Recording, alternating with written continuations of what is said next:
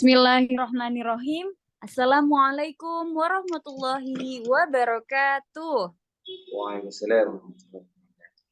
Alhamdulillah, senang sekali Bapak Ibu sekalian. Kami ucapkan selamat datang di kajian Kampung Syariah. Kali ini Masya Allah kita akan membahas edisi khusus mendekati dengan bulan haji. Ada namanya kita sebut sebagai lebarannya juga Idul Adha Kurban. Nah, Masya Allah ya. Hari ini kita akan membahas seputar tanya jawab tentang kurban. Alhamdulillah, bagaimana Bapak Ibu sekalian persiapan menyambut Hari Raya Idul Adha-nya? Mudah-mudahan tetap semangat ya.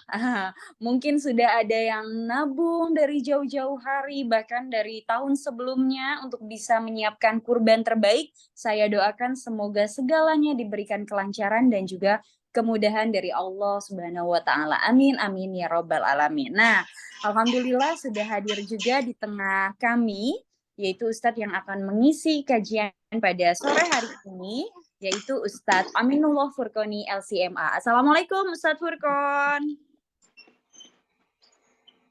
Assalamualaikum Ustadz Furqon. Waalaikumsalam warahmatullahi wabarakatuh. Alhamdulillah. Alhamdulillah. Gimana kabarnya Ustadz Furqon? Alhamdulillah kita sehat dan semoga terus semangat di dalam menjalankan ibadah, terutama ibadah-ibadah yang akan datang, di antara ada Idul Adha. Masya Allah. Amin, amin ya Robbal 'Alamin. Nah, ini kita sebut juga Idul Adha itu seperti lebaran keduanya orang Islam gitu ya. Kalau kemarin sudah menyambut dan berbahagia dengan Idul Fitri, alhamdulillah insya Allah nanti ada Idul Adha di mana khasnya adalah kita umat muslim berkurban. Nah, nanti insya Allah hari ini kita akan membahas dan mengupas tuntas lengkap tentang kurban dalam segi ilmu fikih. Jadi bagi teman-teman yang ingin bertanya seputar kurban, apapun itu bisa disiapkan pertanyaannya karena nanti kita juga akan ada sesi tanya jawab. Baik, kalau gitu langsung saja kita buka kajian pada sore hari ini dengan membaca suratul Fatihah. Semoga Allah berikan kelancaran, kemudahan kita untuk bisa ini ilmu-ilmu Allah dan pastinya semangat terus untuk mengkaji ilmu Allah. Amin, amin ya Rabbal 'Alamin. Al-Fatihah.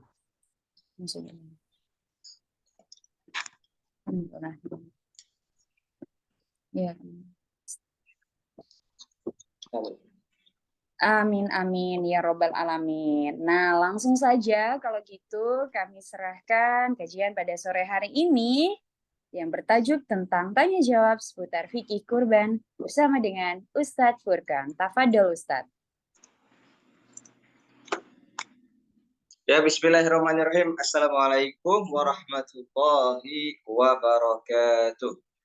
Alhamdulillah, hamdan katsiran tayyiban mubarakan fih, kama yuhibbu rabbuna wa yardah. Wa asyhadu an la ilaha illallah wahdahu la syarikalah wa asyhadu anna Muhammadan abduhu wa rasuluh. Amma ba'd, segala puji hanya bagi Allah Subhanahu wa taala yang telah memberikan banyak nikmat kepada kita semua, dan di antara nikmat yang besar, nikmat kesehatan, nikmat diberikan umur panjang, nikmat juga kita dipersilahkan, diizinkan oleh Allah untuk terus-menerus menuntut ilmu Allah Subhanahu wa taala yang tidak ada batasnya, yang kita wajib ya untuk mengetahuinya dan mengamalkannya. Kemudian salawat serta salam semoga tercurahkan kepada baginda kita, suri turun kita, Nabi besar Nabi Muhammad Sallallahu Alaihi Wasallam beserta para sahabatnya dan orang-orang yang mengikutinya hingga akhir zaman kelak. Semoga kita termasuk orang-orang yang mengikuti ajaran beliau, sunnah-sunnah beliau, sehingga kita dikumpulkan oleh Allah Subhanahu Wa Taala bersama beliau, para syuhada, para orang-orang soleh, para ulama, dan kita termasuk orang-orang yang beruntung. Amin, amin ya Rabbal 'Alamin. Allahumma inna nas'aluka ilman nafi'a wa rizqan thayyiban wa 'amalan mutaqabbalan. Pada hari ini insyaallah yakni tanggal 11 ya di bulan 6, kita insyaallah pada bulan ini akan menyambut Idul Adha ya kan. Pada tanggal berapa Idul Adha? 2 28. 28 dari bulan Juni. Sudah semakin dekat, maka kita butuh pengetahuan, butuh pemahaman, butuh bekal apa aja sih, terutama bagi Anda sekalian yang ingin berkurban atau Anda sekalian menjadi panitia-panitia penyelenggaraan kurban. Gitu. Wajibnya diketahui. Kata Umar bin Khattab aja, kalau orang yang tidak mengetahui, misalkan tidak mengetahui ilmu fikih di dalam berdagang, ya, di dalam pasar itu dia, kata Umar bin Khattab, dilarang, nggak boleh dia berdagang. La yabi' fi suqina illa man tafaqqaha fid din. Tidak boleh orang jual di pasar kita kecuali benar-benar dia orang yang dibekali ilmu fikih. Nah, ini kan menjadi teguran bagi kita ketika kita melakukan sesuatu atau akan melakukan sesuatu, maka dasar amalan kita itu didasarkan dengan apa? Dengan ilmu. Para hadirin jamaah, para penonton, penyimak di sini kajian Kampung Syariah yang dirahmati oleh Allah Subhanahu wa taala. Kita insya Allah akan ada 2 pertemuan. Jadi pertemuan pertama ini seputar materi aja gitu ya. Kemudian pertemuan kedua nanti akan ada tanya jawab di Ahad selanjutnya mendekati kurban. Kita ingin membahas pada hari ini, insya Allah pada pertemuan yang pertama ini, insya Allah kita akan membahas mengenai sejarah pensyariatan, kemudian pengertian udhiyah, hewan kurban, dalil pensyariatan dan hikmah kurban itu sendiri. Kemudian apakah kurban itu hukumnya wajib atau tidak? Kemudian syarat sah berkurban apa saja? Kemudian apa sih sunnah-sunnah dalam berkurban? Kemudian waktunya kapan? Kemudian pendistribusiannya, pembagian dagingnya itu bagaimana caranya? Apakah semuanya kita makan atau tidak? Seperti itu. Atau semuanya disedekahin, kita nggak makan. Nah, bagaimana menjawab pertanyaan-pertanyaan di atas, materi-materi di atas kita akan bahas insya Allah pada pertemuan kali ini. Sejarah pensyariatan, misalkan saja ya, sejarah pensyariatan kurban. Kita lihat di sini sejarah pensyariatan kurban.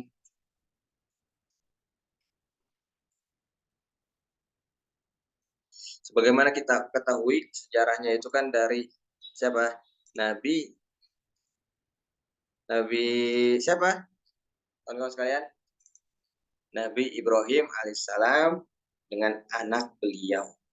Kisahnya diabadikan di dalam Al-Quranul Karim.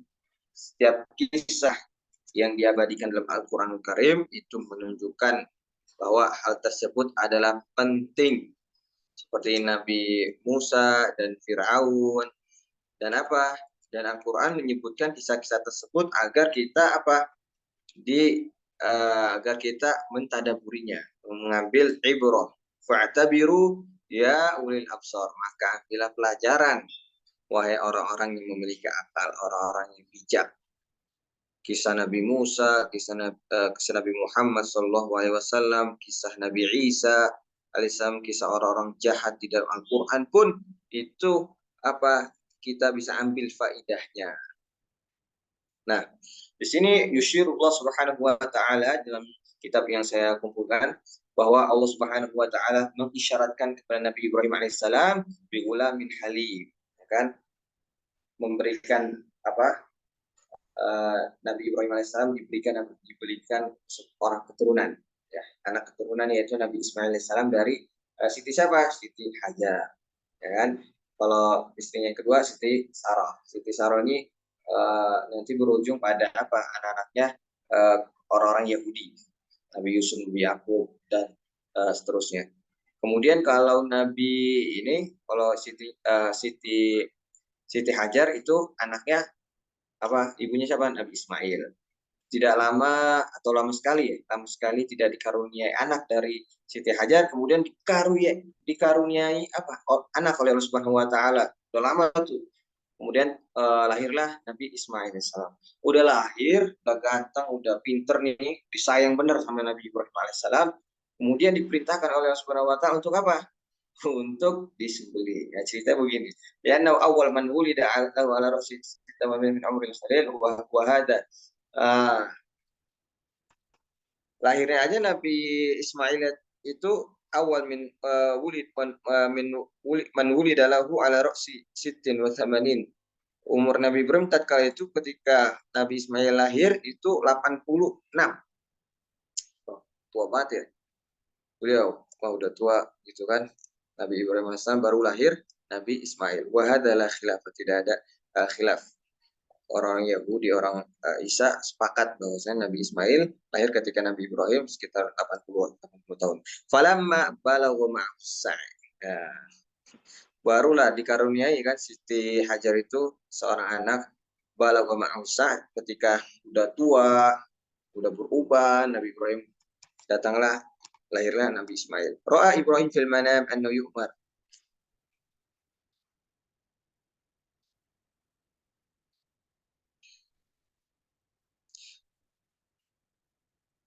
Ra'a Ibrahim fil manam. Ketika itu ya anaknya udah cukup lah, udah cukup membanggakan ayahnya. Ra'a Ibrahim fil manam annahu yu'mar, atau ya yu'mar bidzabhihi. Tatkala beliau bangga kepada Nabi Ismail, kemudian mimpi Nabi Ibrahim itu mimpi. Dalam mimpinya itu apa? Beliau Nabi Ibrahim diperintahkan untuk menyembelih anaknya sendiri. Kata Al-Quran di sini, qala ya bunayya inni ara fil manam anni adbahuk. Sesungguhnya aku melihat ketika aku tidur ya, bermimpi, anni adbahuk, saya menyembelih kau. Fangzur madza tara, maka lihatlah apa pendapatmu. Nah, ini Al-Quran menceritakan kisah Nabi Ibrahim alaihissalam dengan bahasa yang sangat tinggi, bahasa yang penuh kelembutan, bahasa yang penuh rahmah mendidik anaknya. Panggilannya apa? Ya bunaya, wahai anakku. Dalam bahasa Arab ini panggilan yang memiliki sangat lembut sekali gitu. Ini aro, sesungguhnya aku melihatmu. Bermimpi ya, aku bermimpi anni adbahu, saya menyembelih kau. Fanzur madza tara, maka apa pendapatmu? Nabi Ibrahim alaihissalam tidak semerta-merta langsung menyembelih gitu ya. Bangun tidur langsung dipegang kepala anak-anak. Nah, itu enggak. Diminta pendapatnya dulu. Fanzur madza tara ya. Bagaimana pendapatmu? Ini juga mengajar kita untuk dalam berkeluarga, dalam mendidik anak itu supaya kita memberikan hak pilih pada kepada anak mau ini atau mau itu dan lain sebagainya. Itu diajarkan oleh kisah Nabi Ibrahim AS di dalam Al-Quran. Fabadarul gulam halim, kemudian anak yang pintar ini, anak yang soleh ini berkata kepada sang ayah, Solih Ibrahim, sang ayah, ya abati, dikisahkan dalam Al-Quran juga itu, diabadikan, ya abati, if'al ma tu'mar, satajiduni insya'allahu minas sabirin. Wahai ayahku, if'al, ya abati. Abati juga termasuk lafaz atau siwah yang lembut, menunjukkan kelembutan. If'al ma tu'mar, kerjakanlah saja apa yang diperintahkan kepada kau. Satajiduni insyaallah minas sabirin. Dengan beratnya Nabi Ismail menjawab dan dengan keyakinan ya, tawakal pada Allah, kalau itu yang diperintahkan oleh Allah kepadamu, maka silahkan, saya insya Allah sabar. Artinya apa di sini? Kita diajarkan untuk selalu selalu ridho terhadap apa yang Allah putuskan kepada kita. Dalam kehidupan sehari kita, terkadang kita menyaksikan hal-hal atau kita tertimpa musibah, tertimpa suatu hal yang kita tidak inginkan, suatu makruh, suatu yang kita tidak suka. Nah, maka kita diajarkan untuk apa? Jadi orang-orang yang sabar dan menerima keridhaan gitu ya. Insya Allah minas sabirin. dengan penuh keyakinan. Falamma aslama wa tallahu lil jabin. Maka tatkala Nabi Ibrahim dan Nabi Ismail alaihi wassalam mereka ridho dengan apa yang diperintahkan, udah pegang pisau nih, udah siap di zabah, udah siap di apa? Disembelih. Udah Allahu Akbar. Kemudian Nabi Ismailnya apa? Bersyahadat, asyhadu an la ilaha illallah. Udah berserah diri lah. Udah sampai di asa tuh pisau. Qala sudi amar rasikin ala halqihi. Kemudian udah di apa? Tempelkan ke leher Nabi Ismail, kemudian di set di apa? Disembelih itu. Nah, falam taqta syai'an. Nah, tidak sama sekali tidak memutuskan sesuatu, sedikit pun tidak melukai Nabi Ismail alaihissalam. Kan? Inda dzalika nuaddi min Allah azza wa jal nudiya. Inda dzalika nudiya min Allah azza wa jal. Ketika itu langsung turun wahyu dari Allah Subhanahu wa taala. Ayya Ibrahim, qad saddaqta ar-ru'ya. Ya, Nabi Ibrahim, engkau telah benar. Mimpimu itu benar, Nabi Ibrahim. Nabi Ibrahim kalau mimpi-mimpinya itu benar ya, karena mimpi-mimpi para anbiya rasul itu adalah shadiqah, benar. Itu wahyu dari Allah Subhanahu wa taala atau itu kabar yang dikabarkan oleh Allah Subhanahu wa taala kepada para nabi. Kisahnya Nabi Yusuf alaihissalam ketika beliau bermimpi, inni ra'aitu ahada asyara kaukaba. Aku melihat ada 11 bintang. Wa inni ra'aitu ahada asyara kaukaba wasyamsa wal qamar ra'aituhum li sajidin. Ada matahari, ada bulan. Aku melihat mereka itu sujud kepadaku. Itu adalah mimpi yang benar yang akan dialami oleh Nabi Yusuf alaihissalam. Ternyata semua ikhwanya, semua saudara-saudaranya itu bersujud kepada Nabi Yusuf alaihissalam di akhir kisahnya, karena sebelumnya apa? Mereka itu melakukan maksiat, pengen membunuh Nabi Yusuf, kemudian taubat, kemudian ketika Nabi Yusuf alaihissalam menjadi raja, mereka semua apa? Bersujud. Itulah mimpi-mimpinya para anbiya. Kemudian ini kata Allah Subhanahu wa taala, ayya Ibrahim, wahai Nabi Ibrahim. Kalau panggilan kepada para nabi itu di Al-Qur'an itu banyakkan dengan apa? Dengan namanya langsung. Ayya Ibrahim, qad saddaqta ru'ya. Ayya ya Musa. Ya kan kata Allah Subhanahu wa taala, wa Harun. Ya Musa la takhaf. Wahai Nabi Musa janganlah engkau takut. Ya Lut, inna rusul rabbika. Wahai Lut. Semua itu ditakbirkan dengan namanya langsung, tidak menggunakan nabi. Tapi kalau Nabi Muhammad SAW yaitu sangat istimewa, beliau diberikan istimewa Allah Subhanahu wa taala, penyebutannya bersamai dengan apa? Dengan nabi. Ya ayyuhan nabi. Ya kan? Qul li azwajika dan seterusnya. Jadi kata Nabi Allah Subhanahu wa taala tidaklah memanggil Nabi Muhammad kecuali dengan apa? Dengan kata Nabi, dengan gelarnya. Berbeda dengan para anbiya dan para rasul. Ya. Qad saddaqta ru'ya. Ini kalau kita nggak sampai ini apa namanya? Habis mungkin kita beberapa pertemuan ya selanjutnya. Ai qad hasala maqsum ikhtibarika wa ta'at. Ternyata Allah Subhanahu wa taala ingin menguji Nabi Ibrahim. Kalau orang habis lulus ujian nih, ya kan? Mubadaratika ila amri rabbika. Dapat hadiah. Kama sama tabi badani naru bidzalika malaka lidhai. Fadainahu bidzibhin azim. Karena kesabaran Nabi Ibrahim alaihissalam bersama anaknya, hadiahnya apa? Hadiahnya tentunya diberikan pahala yang besar dan juga diabadikan di dalam Al-Quran kisahnya. Akhirnya dibaca, dipelajari oleh umat Nabi Muhammad, umat setelahnya, dan diabadikan. Itu hadiah yang sangat agung sekali. Wa fadainahu bidzibhin azim. Ibrahim. Setelah itu digantilah oleh Allah Subhanahu wa taala, tadinya Nabi Ismail diganti oleh apa? Oleh kambing. Kambingnya itu katanya di sini abyad. Abyad, ya dombanya itu abyad, warna putih dan juga matanya itu bagus, hitam, afron, punya tanduk, terikat gitu. Nah, itulah mukjizat atau kisah yang luar biasa dari Nabi Ibrahim alaihissalam dan Nabi Ismail alaihissalam. Sungguh mereka telah lulus ujian, ya. Sehingga hadiahnya sangat besar, diabadikan kisahnya di dalam Al-Quran. Kisah dalam Al-Quran itu Ima, orang yang paling baik sekali gitu ya. Wa Ima atau Ima, dia itu orang yang sangat kejam seperti apa? Firaun.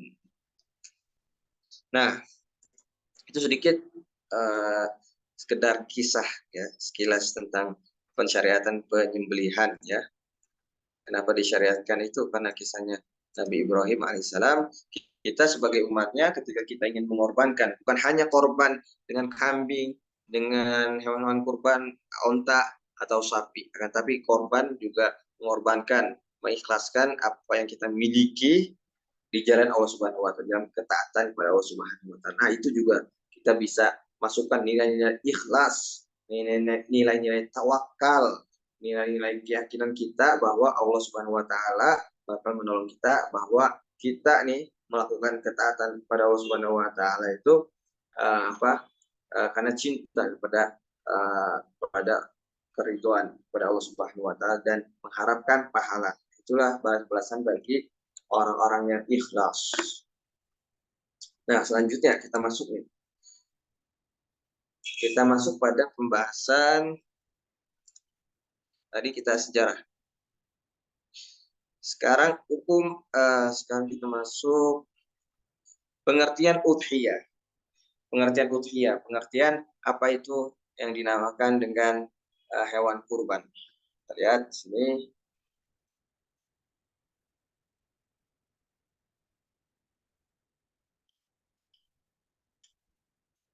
Hewan kurban.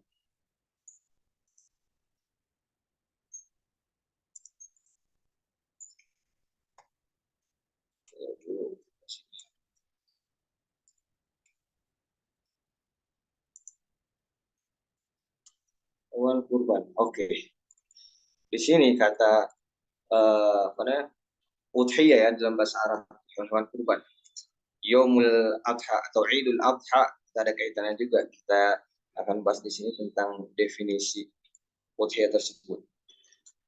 Udhiyah bisa dibilang udhiyah atau idhiyah tanpa tasydid di dalamnya. Udhiyah atau idhiyah. Ya, udhiyah itu ismun lima yudhha bihi. Suatu nama yang apa? Hewan yang disembelih. Nah, itu namanya udhiyah. Jadi kata Idul Adha itu kembali ya merujuk pada apa? Hewan yang dikurbankan. Jadi fokus di dalam Idul Adha itu dan hari-hari setelahnya ayam tasyrik itu adalah bagaimana kita di situ memperbanyak apa untuk berkurban, taqarrub pada Allah dengan berkurban. Sebagai bagaimana Idul Fitri. Kenapa dinamakan Idul Fitri? Karena di situ ingin difokuskan oleh Allah Subhanahu wa taala, di situ para manusia setelah berpuasa mereka berbuka. Atau ada yang mengatakan setelah berpuasa mereka kembali kepada sesuatu yang fitri, yang suci, sudah bayar zakat fitrah, ya kan? Artinya dia dosa-dosanya diampuni. Gitu. Nah, jadi udhiyah atau adhahi dalam bahasa Arab itu ismun lima yudhha bihi, yaitu hewan yang dikurbankan. Namanya udhiyah itu dalam bahasa Arab ya. Dalam bahasa Arab itu hanya terfokus pada al-an'am. Hewan ternak berupa apa? Sapi, ibil, onta, kemudian gonam, mais, dan selainnya. Kambing ya, kambing atau domba.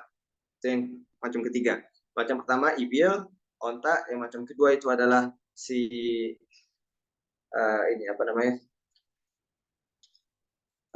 Nah, tiga macam hewan tersebut itu adalah udhiyah khusus ya. Jadi kita tidak disyariatkan tuh berkorban dengan ayam, berkorban dengan telur dan lain sebagainya.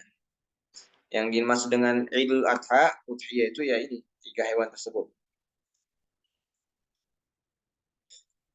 Itu secara bahasa dalam bahasa Arab. Kita merujuk sekarang kepada bahasa istilah fikihnya. Ismun li haywan mahsus. Kata fuqaha yang nama udhiyah itu hewan kurban itu adalah suatu ism, nama ya yang khusus. Khusus aja tuh. Jadi kalau dibilang udhiyah, kamu nyembeli apa di Idul Adha? Ya berarti itu kembali pada apa? Imma dia itu ibil, onta, imma dia itu bakor, sapi, wa imma dia itu apa?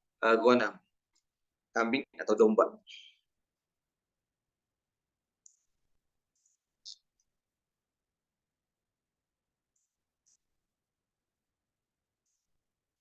Nah, selanjutnya itu makna secara bahasa dan makna secara istilah para fuqaha.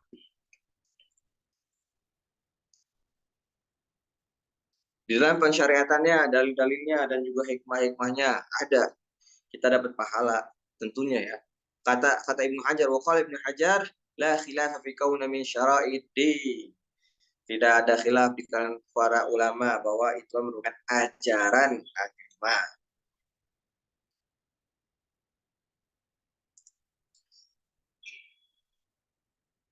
Fi kulli millatin, ya, fi kulli millatin salatun wa nasika. Di dalam setiap agama Yahudi, agama Masih, agama Samawi ya, itu terdapat ibadah. La yakumu ghairuha maqamahuma. Ada sholat, ada nasik. Ya, nasik itu tuntunan cara ibadah gitu, kayak haji dan sebagainya.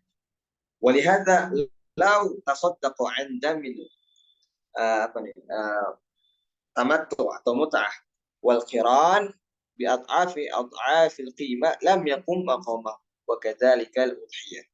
Jadi di setiap ibadah itu misalkan ibadah kurban kita masukkan itu untuk apa? Membayar denda haji atau umroh ya, haji tamattu atau haji qiran itu berbeda lagi dengan apa? Udhiyah. Jadi semua itu berbeda.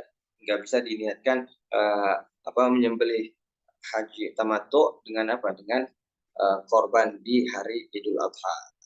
Tidak bisa disamakan. Jadi setiap ibadah itu sendiri itu bisa jadi itu haji tamattu, korban yang diniatkan untuk haji tamattu atau qiran itu sendiri, dan udhiyah ini juga sendiri.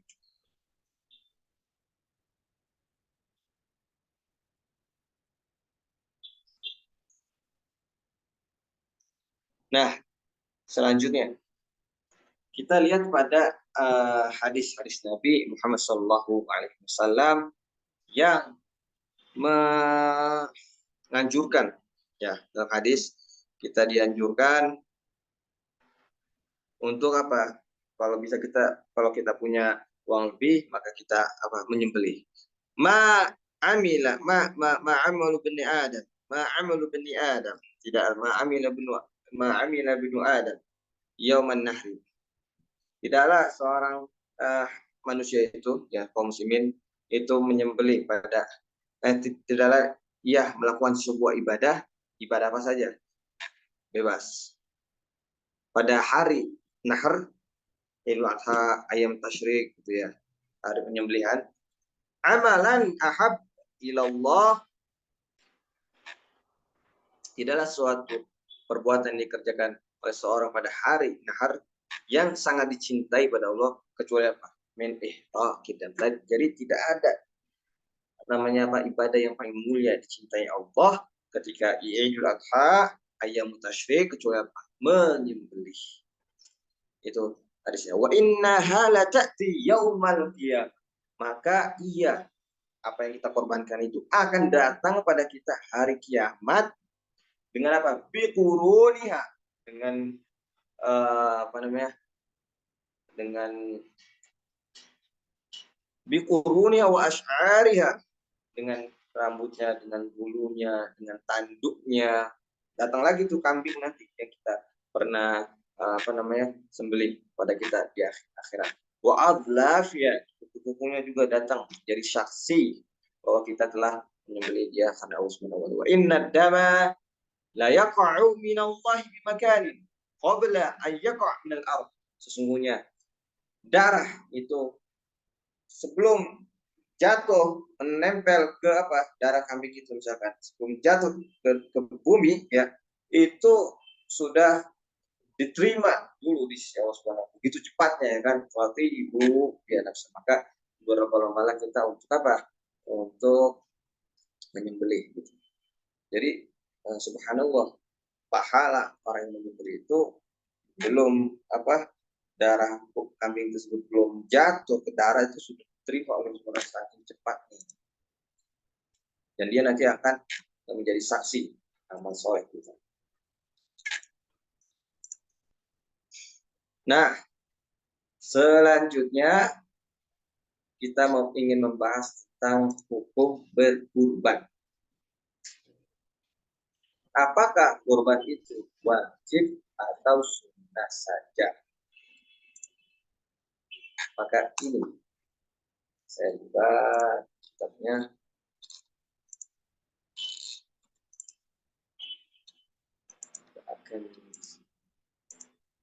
Ada sebagian mazhab ya mengatakan wajib. Gitu. Ada yang mengatakan wajib bagi orang yang punya uang wajib. Tapi kalau punya uang untuk berkurban dia wajib kan nih? Apa sunnah aja? حكم الأضحية ذهب جمهور فقهاء ومنهم الشافعية والحنابلة وهو أرجح القولين عند مالك وإحدى الروايتين عن أبي يوسف.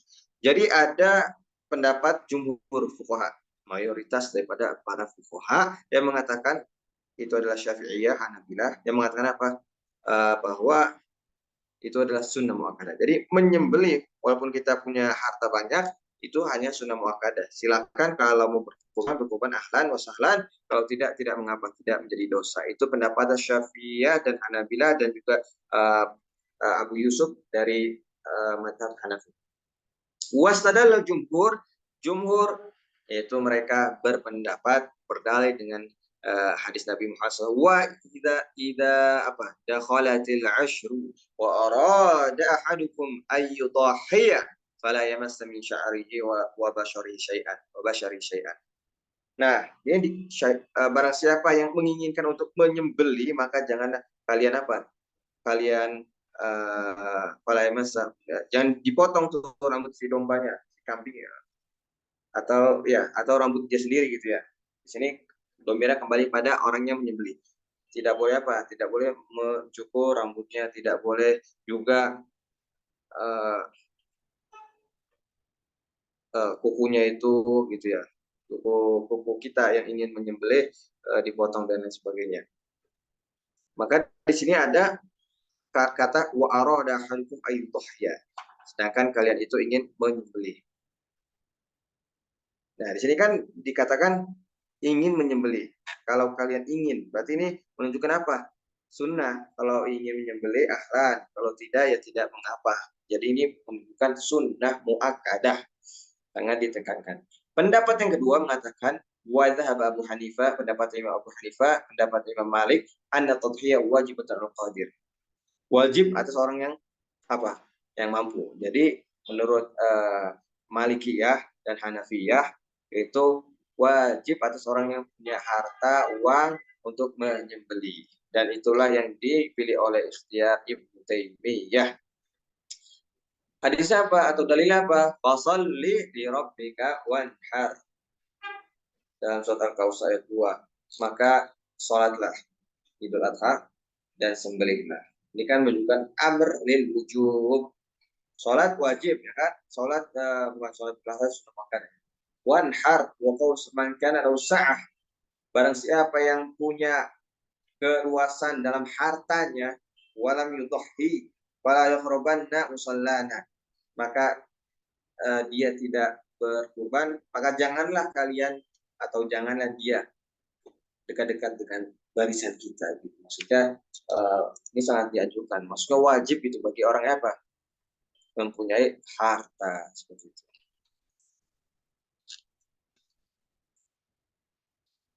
Nah, setelah itu jadi ada dua pendapat ya. Ada yang mengatakan wajib. Kalau di Indonesia kan sunnah muakkadah karena kita menganut mazhab Syafi'iyah, Syafi'iyah dan Malikiyah, Syafi'iyah dan Hanabilah. Kalau pendapat Hanafiyah, Zahiriyah sama Ibnu Taimiyah dan juga Malikiyah itu matan wajib atas orang yang mampu saja. Oke. Ya, mungkin itu gimana Bu Murtaza, sudah ini ya? Sudah jam 12. Betul gitu? Iya, betul sekali Ustadz. Kalau kita mau lanjut atau kita di pertemuan selanjutnya? Boleh nanti kita di pertemuan berikutnya kita bahas lebih dalam lagi. Kita buka sesi tanya jawab dulu ya Ustadz ya. Oke, siap. Oke. Baik, kalau gitu terima kasih Ustadz Furqon atas penjelasannya. Masya Allah ya, tadi kita sudah banyak membahas tentang sejarah-sejarah terlebih dahulu. Kita mengulik kembali tentang bagaimana adanya kurban dalam Islam. Lalu kemudian juga tadi sudah diingatkan juga hewan-hewan apa aja sih yang bisa kita kurbankan, seperti itu ya. Jadi teman-teman bagi yang ingin bertanya kami persilahkan untuk mencantumkan pertanyaannya. Nanti insya Allah akan dijawab langsung oleh Ustadz Furqon. Nah tadi juga sudah ada penjelasan tentang siapa saja yang diwajibkan untuk berkurban gitu ya. Masya Allah. Nah mudah-mudahan kita semua dimampukan untuk berkurban ya. Amin amin ya robbal Amin, alamin. Nah amin, amin. saya ingin membacakan dulu nih Ustadz, ada dari kawan kita yang mengirimkan pertanyaan. Bismillahirrahmanirrahim. Assalamualaikum warahmatullahi wabarakatuh. Waalaikumsalam warahmatullahi wabarakatuh. Ustadz, saya ingin bertanya, bagaimana hukumnya jika kita belum mampu untuk membeli satu sapi, namun kita akhirnya patungan Ustadz untuk membeli hewan. Jadi bukan hanya dengan uang sendiri, tapi juga beramai-ramai. Apakah itu diperbolehkan Ustadz, dan bagaimana tata cara dalam hukum Islamnya dan memasukkan nama-nama yang terdapat di dalam patungan tersebut? Oh, berarti satu sapi ini bisa berapa orang gitu ya kalau memang diperbolehkan untuk patungan. Nah, ini kayaknya sedang dari dulu ya sudah mulai ramai, tapi kira-kira kalau dalam segi hukum fikih seperti apa nih? Nah, kita Satu tanya yuk sapi ya? langsung. Iya, sapi Ustadz. Berapa orang? Nah, Itu. ini ingin bertanya kira-kira baiknya bolehnya berapa Ustadz? Karena dia takut salah dengan jumlahnya. Oh gitu. Bolehkah Mm-mm. seekor sapi untuk 9, misalkan 9 orang ya? Atau kalau Nah, biasanya atau 7 mungkin kan, satu 7 sapi orang. untuk berapa orang bolehnya seperti itu. 7 orang ya. Hadis Mungkin kan ada bisa ya. dijawab sama Ustadz Furqon lebih Iya. rincinya. Bismillahirrahmanirrahim. Insyaallah saya jawab pertanyaan yang bagus sekali. Naharna, kata Nabi Muhammad SAW, naharna ma'an Nabi SAW, ama Hudaybiyah. Kita dulu pernah menyembelih, kata Nabi Muhammad, kata sahabat bersama Nabi Muhammad SAW, al-badanah, yaitu hewan kurban ya, sapi, ansaba, hewan kurban ya, atau hewan ternak, hewan kurban ya, unta, sapi, gitu ya, ansaba. Tapi badannya di sini disebutkan atau dimaksudkan itu adalah atau badana atau budena. Disebutkan itu maksudnya adalah sapi atau onta ya, onta. Budena itu wal budena ja'alna, kan dalam Al-Qur'an ada tuh. Itu onta bolehnya berapa? 7 orang. Kalau mau patung-patungan ya. Wal baqarah an sab'ah. Jadi artinya ada mengatakan onta itu maksimal 7 orang, kemudian baqarah sapi itu maksimal 7 orang. Itu hadisnya, dan wallahu alam tidak boleh karena itu merupakan apa ya? Tahdid yang bersifat penentuan angka yang memang itu ta'budi, tidak bisa di tidak bisa diakal-akalin gitu. Misalkan supaya mudah ya 10 orang, 15 orang gitu. Tidak bisa seperti itu. Wallahu taala a'lam. Ya, itu mungkin bisa menjawab. Oke, baik. Terima kasih Ustadz atas jawabannya. Mudah-mudahan tercerahkan ya bagi kita semua. Berarti jadi tadi hukumnya bagaimana Ustadz? Mungkin bisa lebih ditegaskan Hukumnya lagi. maksimal memang 7 orang ya dalam hadis. Adapun kalau lebih maka tidak dibolehkan karena hadis Nabi Muhammad Hmm. SAW mengatakan demikian. Oke, baik. Terima kasih, Ustadz Furqan. Nah, bagi teman-teman lainnya, jika ada yang ingin bertanya, boleh kami.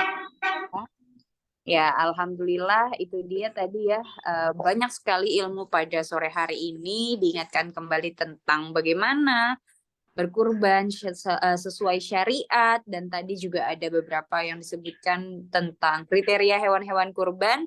Nah, mungkin di sini ada yang ingin bertanya lagi, kami persilakan satu pertanyaan terakhir sebelum kita tutup kajian pada sore hari ini. Nah, saya bacakan lagi nih ya Ustadz ya. Oke, bismillahirrahmanirrahim. Assalamualaikum warahmatullahi wabarakatuh, Ustadz Waalaikumsalam Furqon. warahmatullahi wabarakatuh.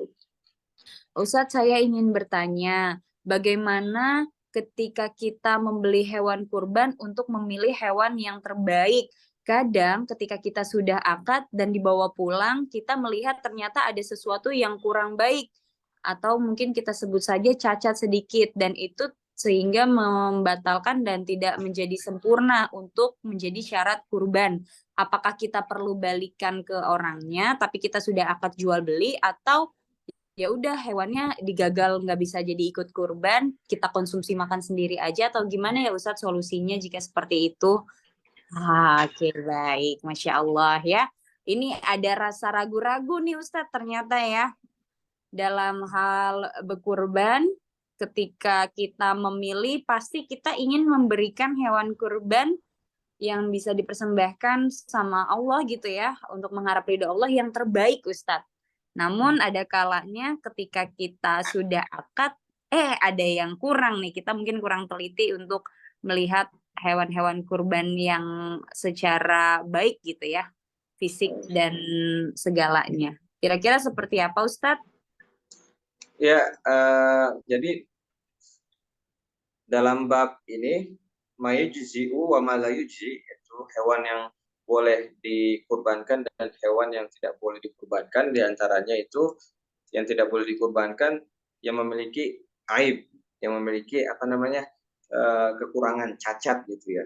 Dalam hadis Nabi Muhammad SAW sabda, la yajuz minatu al-aura bayin auruha, yang buta nggak bisa ngelihat, itu kan cacat gitu ya, nggak boleh. Wala arja al-bayin arjuha, dan juga yang jalannya itu miring-miring, dia beda sendiri dia, nggak kayak temennya nih lurus kalau jalan, tapi dia miring-miring, kayak nggak seimbang gitu.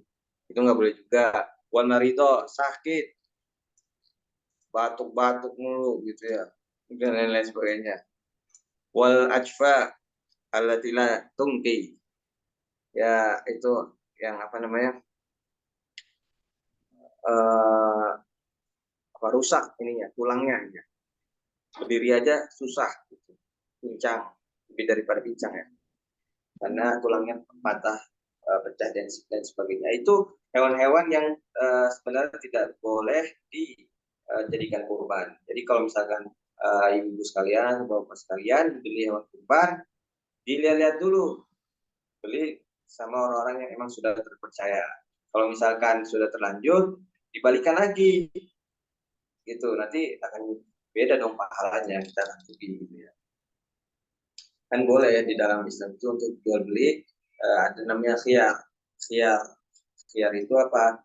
Dikasih pilihan. Kita lihat-lihat dulu kan, kita pilih-pilih yang bagus, mana ada cacatnya atau tidak.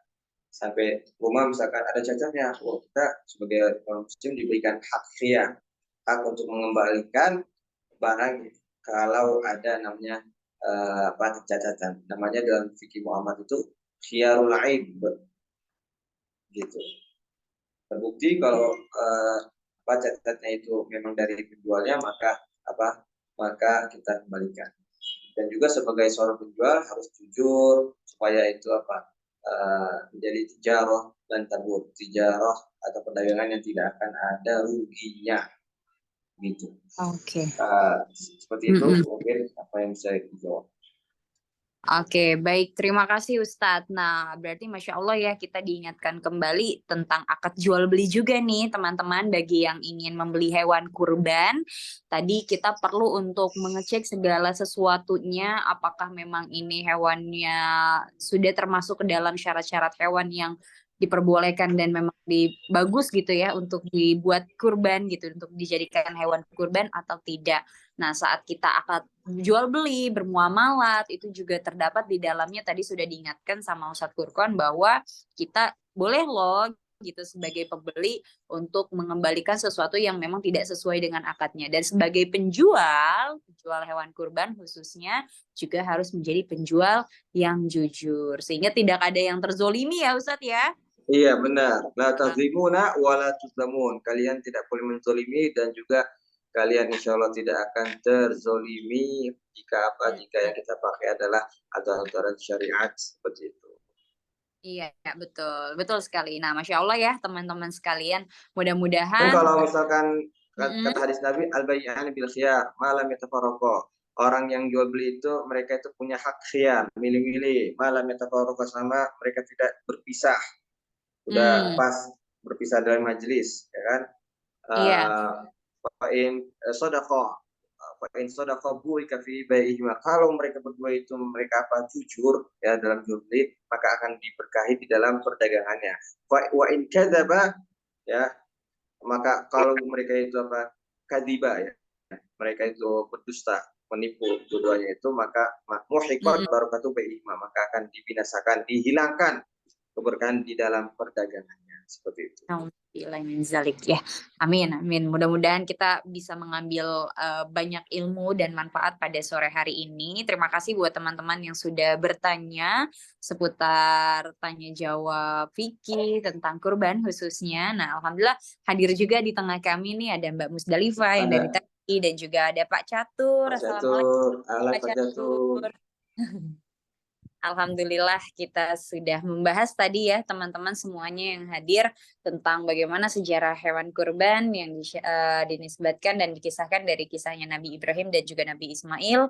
Kemudian juga tadi Ustadz Furqon sudah menuturkan tentang hukum-hukum berkurban, siapa saja yang diwajibkan untuk berkurban dan hewan seperti apa baiknya yang bisa kita pilih untuk berkurban. Nah, mudah-mudahan kita semua semakin semangat lagi. Allah mampukan kita untuk mengumpulkan pahala sebanyak-banyaknya dengan meraih apa yang bisa kita raih pada bulan ini khususnya yaitu berkurban. Nah, mudah-mudahan juga bisa ya bulan ini semua teman-teman yang hadir saya doakan berhaji Amin. juga. Ya Rob ya. Insya Allah nanti kita jumpa lagi di hari Minggu berikutnya. Kita masih membahas seputar edisi Fikih Kurban karena kita masih menyambut dan juga berbahagia dengan adanya Idul Adha pada minggu-minggu ini nih teman-teman ya. Jadi minggu depan kita masih membahas tentang serial Fikih Kurban. Baik kalau gitu terima kasih untuk waktunya. Terima kasih Ustadz Furqon atas penjelasannya. Barakallahu fikum. Saya Ella Syadia pamit undur diri. Wassalamualaikum warahmatullahi wabarakatuh. Waalaikumsalam warahmatullahi wabarakatuh. Terima Waalaikumsalam. kasih untuk semuanya, Pak Catur yang sudah hadir. Semoga ilmu yang sedikit ini bermanfaat. Ya. Sehat Pak. Nih, Amin. yuk, Mari Pak, pamit. Yuk, yuk keluar ya. Assalamualaikum. salam keluarga semua sehat semua. Nih.